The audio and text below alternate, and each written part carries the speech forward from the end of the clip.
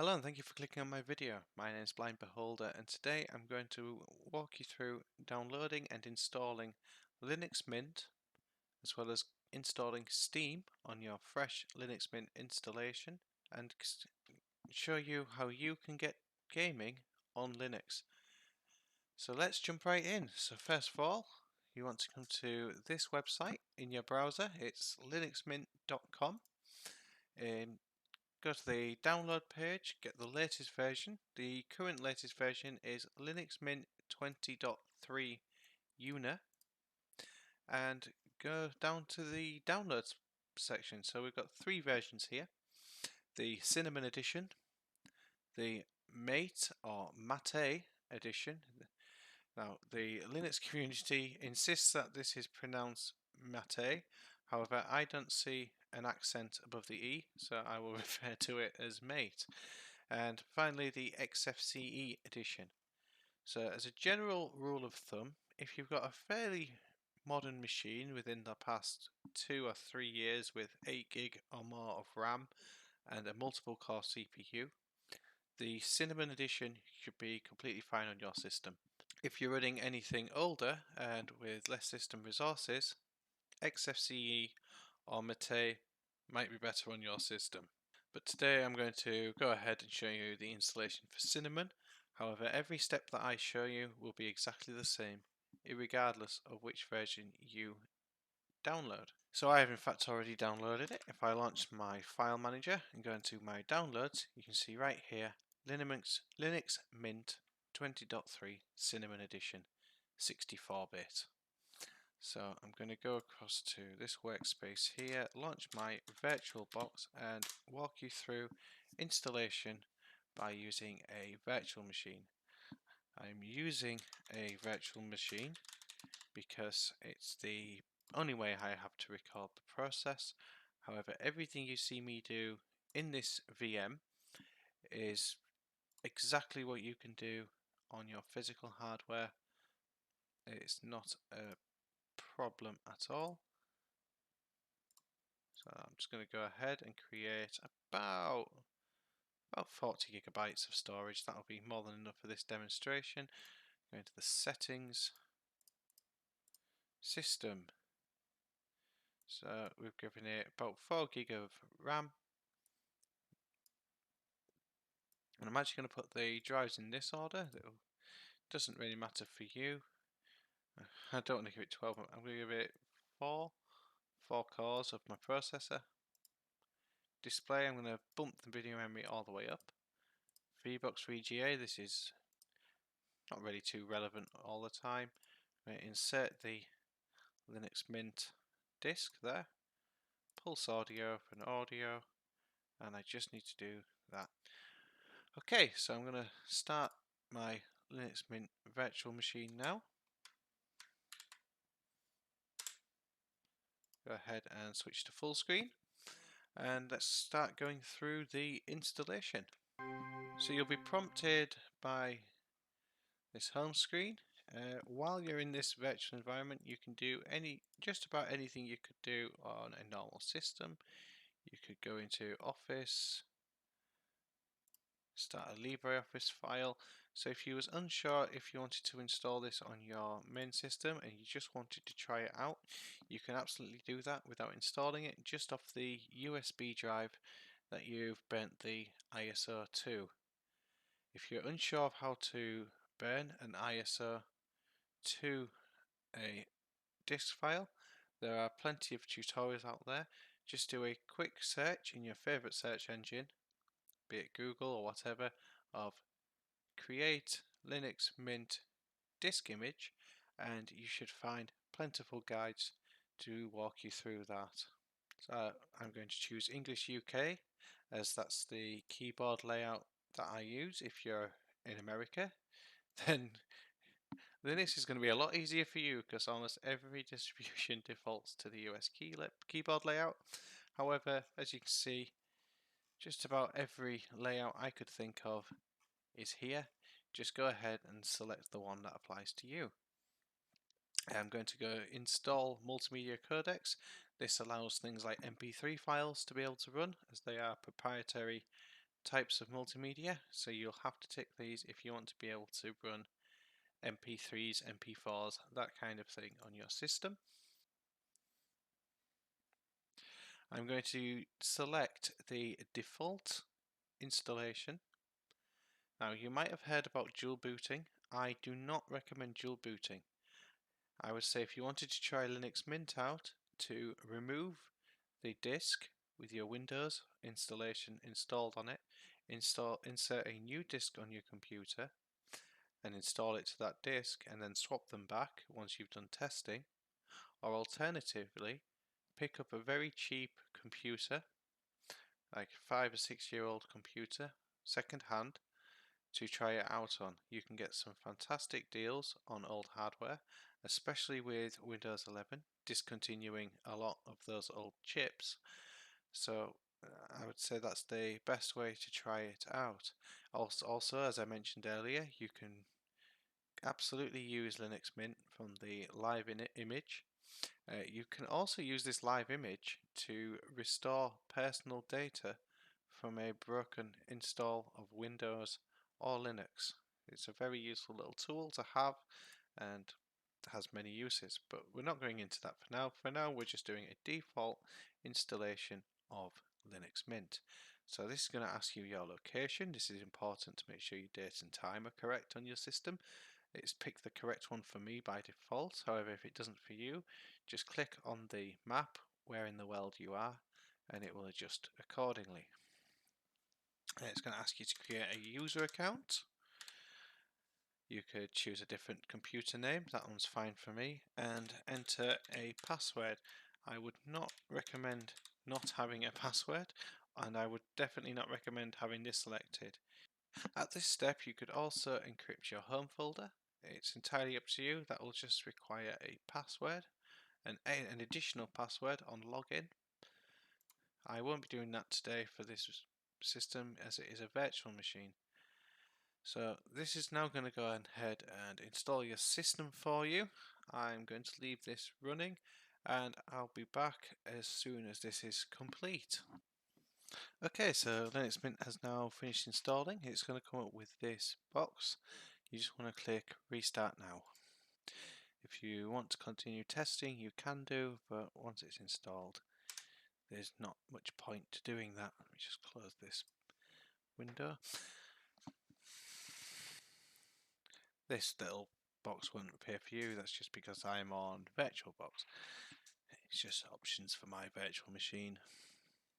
Okay, so once it launches up to your login manager, just enter your password and it'll log you into Linux Mint for the first time. There's a few things to go over before we can start installing games onto our system. However, they're not difficult and shouldn't take you very long. Your boot time will probably be a lot better than this was. Again, this is a virtual machine. Things don't run quite as smoothly. Okay, so what we see on the screen now is a welcome to Linux Mint. And in the top right, it's asking me to check our video drivers. If you don't get this pop-up box, don't worry, we'll be going over a different method to get video drivers working.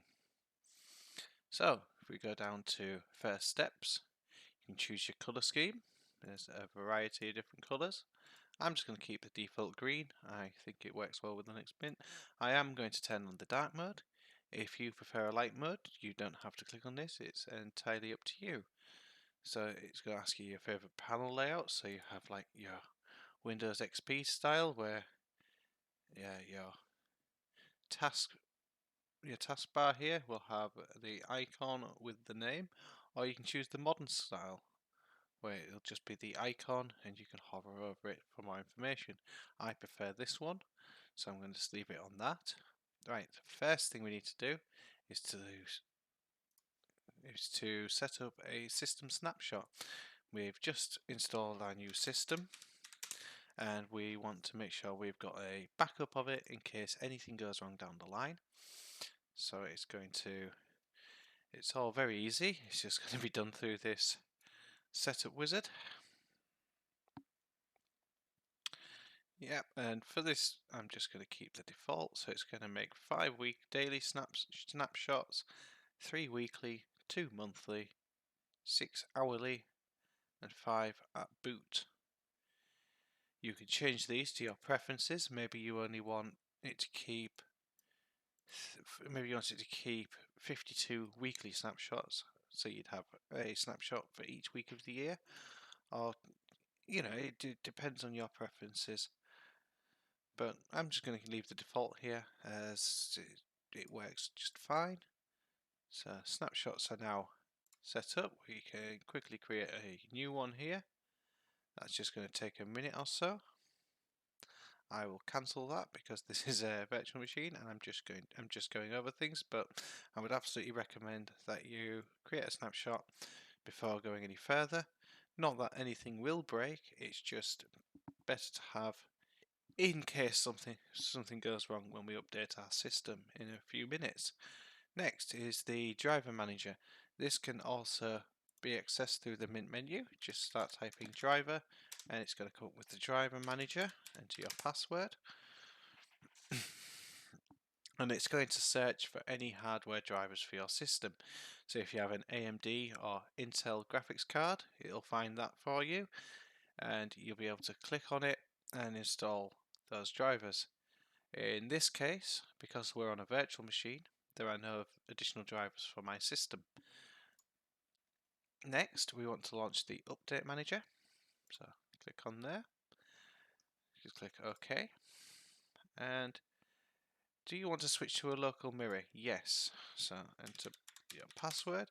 You'll notice a lot of these are going to ask for a password. You'll notice it's prompting us for a password quite often. That's because it's changing root file systems. It will always ask for a password if you're changing anything in there. So if we apply this update,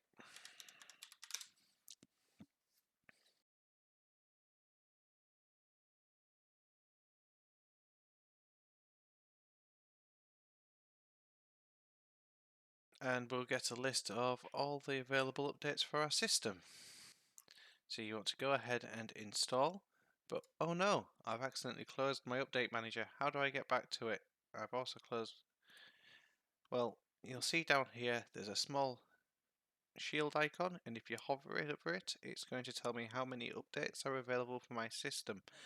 You can also see there's a small orange or red circle there. That also means you have updates available. So I'm going to go ahead and install those now. These are the packages. So if you see it saying Linux, that's actually a kernel update. So if we go to System Info, we can see that our Linux kernel at the moment is 5.4.0/91, and it's going to update us to 5.4.0-96. If that doesn't mean anything to you, don't worry. It's nothing to be afraid of. It's just a kernel update. This will have updates for newer system information, so some of the latest graphics cards or some of the latest CPUs might need a newer kernel, or might run better with a newer kernel, I should say. So there's nothing to be worried about. Also included in an update are security updates that comes along with your kernel as well. So any vulnerabilities that have been detected in the kernel will be fixed with an update. So it's very important that you keep your system up to date. On my personal PC, it's I like to update mine once a week. If I was running Linux Mint, I would probably just click on this every time it was notifying me about updates when it was convenient to my schedule. So if it's say a Saturday morning, I haven't got anywhere to be, I'm just chilling out at home, I might find that that's the best time to update my system. Your applications also update along with your system update. So In Windows, Microsoft will update your operating system through your file system. However, they won't update your application. So if you're running Blender on Windows, when you update your Windows software, your Blender version won't change even if updates are available. That isn't the case in Linux. If Blender has a new update in Linux, it will come up here with my system updates. It's just one of the advantages of Linux. All your applications are kept up to date. But anyway, I'm just going to let this run and I'll be back once my system has finished updating. This might not take this might take quite a while for me, as I am on a virtual machine and the disk is a little bit slower than it would be if I was running it straight onto actual hardware. The update time also depends obviously on how many updates are available, and we have 34 at the moment, including kernel updates, so it's going to take quite a while. So I'll be back once this update has finished running. Okay, so my system has updated, as it says here. Reboot required. You have installed updates that require reboot to take effect. Please reboot your system as soon as possible. Now, you don't have to reboot your system in Linux to continue using it. Linux can update completely without rebooting. However, any application that's updated in that update that is running will not be able to take advantage of the update. And in that update we had a update to the Linux kernel, drinking game for the word update by the way. That video, there was an update to Linux kernel, which is of course running in the background. It's the thing that's making everything work, so we are going to have to reboot our system for that to take effect. Okay, and now you've rebooted your system, you're completely up to date. That's your initial setup complete. You've got snapshotting by default. Yeah, there's nothing else to do. We can now go ahead and start getting ready for gaming on our system. If you no longer want to see this welcome screen, just untick the dialog box there and it'll no longer show at start. So first thing we're going to have to do is open up a terminal. I'm just kidding, we won't be touching the terminal in this video. It's a very common misconception that you need to know a bunch of terminal commands in Linux. It's not true at all, and in fact throughout this entire video and the process of gaming in Linux, we will not be touching the terminal. In fact, what we're going to do instead, jump into the software manager.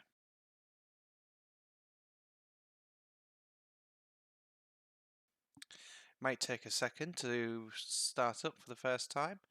As it says there, it's generating the cache, but we do not need to touch the terminal, as all of our software that we're going to need is right here. So I'm going to click on Steam and click install, and it's as simple as that. It's going to want my password, and now it's installing Steam. I didn't have to launch a terminal, and I didn't have to use any special commands. Alternatively, you could go to the Steam website and install Steam the Windows way. You would download an installation file, but I can't see any point on going into the browser if we don't have to, when all the software that we need is right here in our software manager. Okay, and Steam has now installed. We could launch it here, but before we launch into Steam, I'm also going to search for Discord, because a lot of gamers out there use Discord. As you can see, this can be installed here too, as can a fair few good gaming things. So if we go across to games, there's all these that you can look into. I won't go into much more for now, but it is worth having a look through the different categories in the software manager to try and find software that you enjoy. Minecraft is supported on Linux, and so yeah, Spotify, Skype. I don't really know many people who use Skype, but if you use Skype for your voice chat, then Skype is available for you there as well. Okay, so I'm going to go ahead and close the software manager and go into Steam. It's going to run an initial update as okay, and Steam has updated successfully and is now at the login screen. So here you can either create a new account, but most likely you'll be logging into an existing account like I am. So I'm going to go and enter my private login information, and I'll be back once I'm logged in to my system. Okay, completed my two-factor authentication, and I can now log into my Steam account. Okay, and here we are. Here I am logged into my Steam account. As you can see, I've got my library here, and for today's video, I'm going to be using Forts as my example of a game to install. The reason for this is it's light on resources, so I might even run on this virtual machine. That'll be interesting to see. Don't think it will, but it's got more of a chance than anything else I have here that's only available for Windows. So as you can see here, it's only available for Windows, and maybe you got this far before and you were put off, and the install option is grayed out. Why is this? Well, we need to enable Steam Play to allow us to install Windows only titles. So if we come up here into the top left, click on Steam and go into settings, you've probably seen this before, but this is the Steam settings page. So first of all, I want to set my default page to the library, and I'm going to come down here to Steam Play. I'm going to tick this checkbox here. Enable Steam Play for all other titles. And what this is going to do is going to allow me to install Windows only software on this Linux system. So it's going to prompt me to restart Steam. That's absolutely fine. So we'll go ahead and do that now. Okay, and we've restarted Steam. And if I come down to Forts now, as you can see, the install button is no longer blared out. However, before we go into that, I'm just going to show you a few important resources if you're going to be gaming on the Linux operating system. Now, so far everything I've shown you after rebooting from updating is exactly the same regardless of what Linux distribution you're on. It doesn't matter if you're on Manjaro, if you're on Pop! OS. To get Steam installing Windows only software on Linux, the process is exactly the same, and that goes for everything we do from here onwards. Only the installation and initial setup was specific to Linux Mint. Now if you've chosen a distribution other than Linux Mint and you're not sure on how to complete your initial setup, just do a YouTube search of your distro's name. So for example, Pop! OS initial setup, and you'll find tons of videos out there going through every step to get you up and running. So first of all, I'm going to go to ProtonDB.com. Now ProtonDB, so Proton is the compatibility software developed by Valve. It's the reason that we're able to install Windows software, and what this will do is catalog every game available on Steam and show you how to get it up and running. So if we search up here, Forts, we can see it's platinum rated, which means it runs perfectly out the box. And as you can see, there are ratings from various players on this software. So online is working, etc. Now some games, so this person here has slight performance problems, and so on. Some games, here we go. So if we go to Cyberpunk 2077, yeah, this is a newer title, so you might find that, here we go, this is what I was looking for here. So this person here is using a custom Proton, and in this case it's 6/21/GE/2 Glorious Egg Roll. Now, what does that mean? It doesn't matter what it means so much. All it means it's a custom version of the Proton engine. So someone's changed the code of the Proton compatibility layer to get it working, and this particular person has kindly linked the website. Here we go. So this is the releases page, and as we can see here, there it is, Proton 7.0 RC6. This is the latest release, and there's some changelogs here explaining what this update does. Again, if that's a load of nonsense to you, don't worry about it at all. What I am going to do is I'm going to middle mouse button on this wiki just to open that in a new tab, and this is going to explain to us how to install Proton Glorious Eggroll on our system. So first things first is we need to download the Proton file, which is right here. So save that file to my system, and while that's downloading, I'm going to go ahead, open my file manager.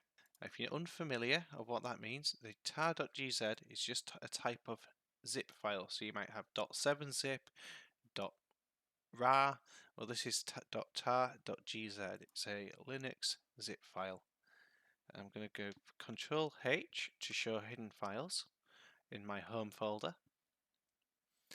I'm going to go to this, so any folder with a dot before it will be hidden by default, and I want to be able to see .steam, which is right here, and we want to go to .steam/root, and we want to make a folder called compatibilitytools.d.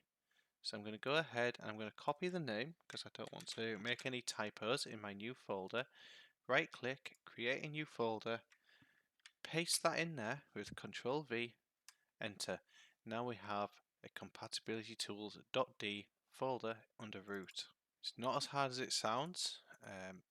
So if I click here, we can see that my Proton has downloaded. I'm going to extract that here. And here is the extracted Proton folder. Might take a minute, it's a 500 megabyte file, and this is a virtual machine, so everything's just be a little bit slower for me. But I'm going to go ahead and drag and drop this into the compatibilitytools.d folder. We can now close that, close our browser, ignore that pop-up, and so if we right click on Forts, go down to its properties, and there's a compatibility tab. So we can force a specific Steam Play version, and we want that right now because we're going to be using this glorious eggroll. Just as an example, Forts might not necessarily need that version of Proton, but oh no, look, it's not here. Well, that's because we need to restart Steam in order for it to show up. So go ahead and restart Steam now, and we've restarted Steam successfully here. So if we go back to Forts, right click, properties, compatibility, we can now see our Proton Glorious Eggroll is listed right there. Very easy, just dragging and dropping a downloaded file into a folder that we created. And now we can go ahead and install this. Remember, this was previously a Windows only game. It's now running, well, it's now installing on our Linux virtual machine. If this doesn't launch in this VM, I will launch it in my main machine after closing this VM down, just to show you that it works. So that's now downloading. So while that's downloading, I just wanted to ask you a few questions. So what is it that brought you to this video? Why, as a Windows, Mac, or even Chrome OS user, are you interested in gaming on Linux? What is it that was the driving force behind that decision? Are you a tinkerer? Do you like to have full control of your system? Because that's a great reason to go to Linux. I don't know if you've seen my previous video where I went over my system, but it's very customized, and the sky really is the limit when it comes to customization in Linux? Is it for privacy concerns? Are you concerned about Microsoft or Apple tracking your every move? Of course, what I hear a lot from people is, oh, I've got nothing to hide. Obviously, that's great. Um, maybe they don't care about their shopping habits being monitored and sold, but I personally think it's every person's right to privacy. I don't think you need to be doing anything wrong for privacy to be a concern. You know, every day I play guitar or do any of my hobbies. None of these things are illegal or immoral. However, I wouldn't feel comfortable with a large corporation recording that activity. And I think it's very much the same the same thing online. I don't see why my shopping habits should be recorded and sold to third-party companies as data. And if that is going to happen, I think it should be made much more obvious to the users that that is what's happening. I think anybody who doesn't care about privacy, they really should. If you don't care about privacy, just again, it is your human right to privacy in your own home. So, yeah, let me know what you think about the whole privacy situation as well. Thoughts is just validating the installation. While it's doing that, I'm going to talk about some of the downsides to Linux gaming. So if we go back to ProtonDB, it's running a bit slow because we're on a virtual machine. Right, I just wanted to go over these statistics here.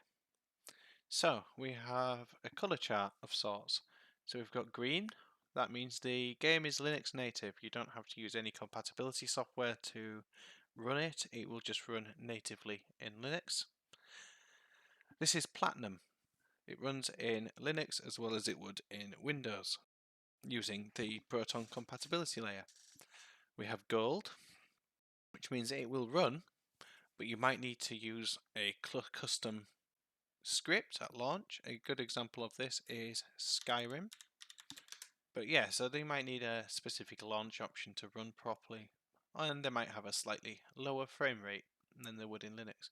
We have silver, where they'll run, but probably not very well, so massively lower frame rate than Linux, maybe some visual glitches, but playable. And then you have red, which is balked. Now, it doesn't look good when it's showing 60% of the top 10 are unplayable. However, if we look at the top 10, we can see that these are online competitive titles using Easy Anti-Cheat.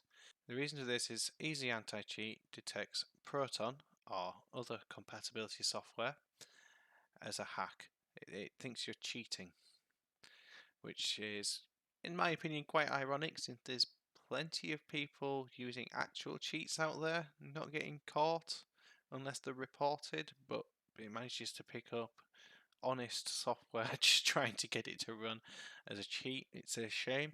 I'm hoping going forward with the launch of the Steam Deck that a lot of this will be addressed before its launch.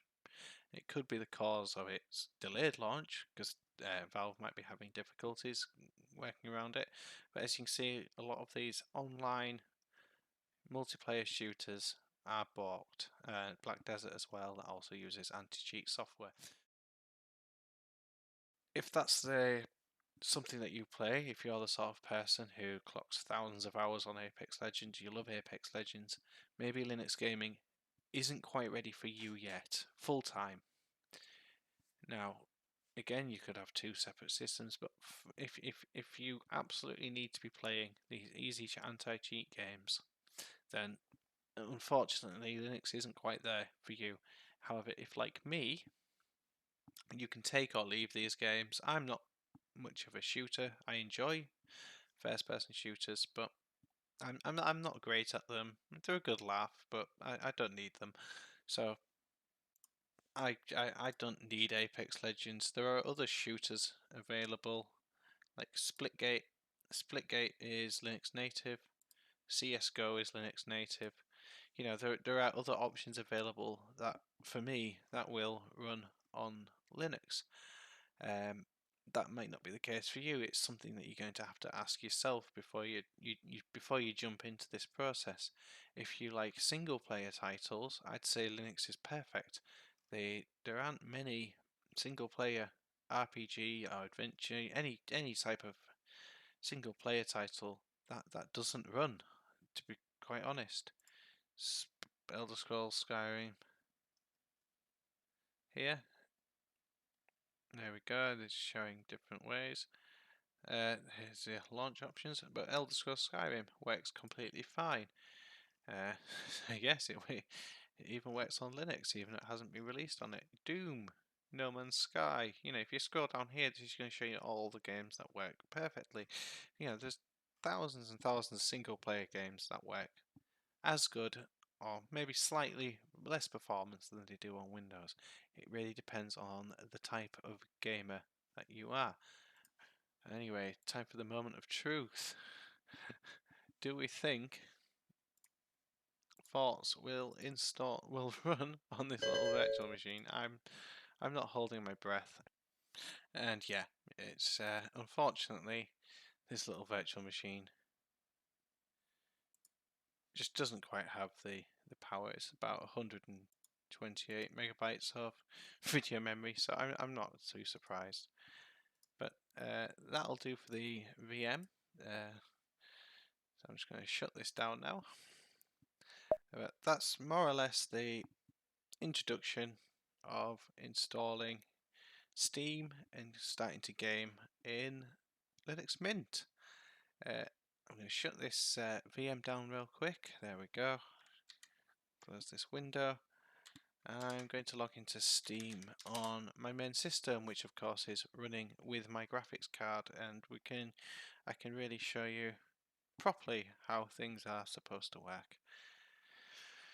Okay, and here we have it. So let's launch Forts. And there we go, it's launched into the game now. So I tried this a second ago. Unfortunately, this one no longer runs with the current version of Proton Experimental. I did have to go into the compatibility settings and just change it back to, I think it's version 6.2. Yeah, if you're ever running something on Proton Experimental and it suddenly stops working, and you're thinking, oh god, my game's not open, don't worry about it. Chances are you just need to go into that compatibility settings and change it to an older version. But yeah, this is Forts. Fortunately, I haven't played this for a while, but yeah, it's a fantastic little 2D real-time strategy game. I'd recommend it over the moon. Very, very underrated game. If you search Project Incursus Forts, he does some fantastic competitive gameplay of this video game. He's a very good player. He's the reason I ended up buying the game. And yeah, fantastic game. And my last pointer of this video is for Horizon Zero Dawn. So Horizon Zero Dawn recently went to version 1.11.1, and what that did, it added NVIDIA's DLSS upscaling technology. It also changed some things to do with the shaders, and this caused graphical artifacting in Horizon Zero Dawn. So if I go into properties, you can see I'm on Proton Experimental, and a recent version of the NVIDIA drivers. That has fixed the issue from me. I was previously on one of the Proton Glorious Eggroll versions. I forget which one precisely, one of these. They no longer work with Horizon Zero Dawn, but Proton's standard update fortunately fixed the graphical issue. So if you went on to ProtonDB, you've seen a suggestion to use Glorious Eggroll, you jump into Horizon and your grass is turning transparent, or at least like almost like a screen tearing effect it was, or a rainbow effect, really weird graphical artifacting in your grass. That's all you need to do. But anyway, I'm going to wrap up the video here now. Thank you everybody who watched this video. If just one person decides to watches this and thinks, yes, Linux is for me, I'm sick of Windows for whatever reason, Mac for whatever reason, I can live on Linux, and makes the switch, that will make me very happy. So thank you all for watching. I'm going to go ahead and get this video uploaded, so take care. Goodbye.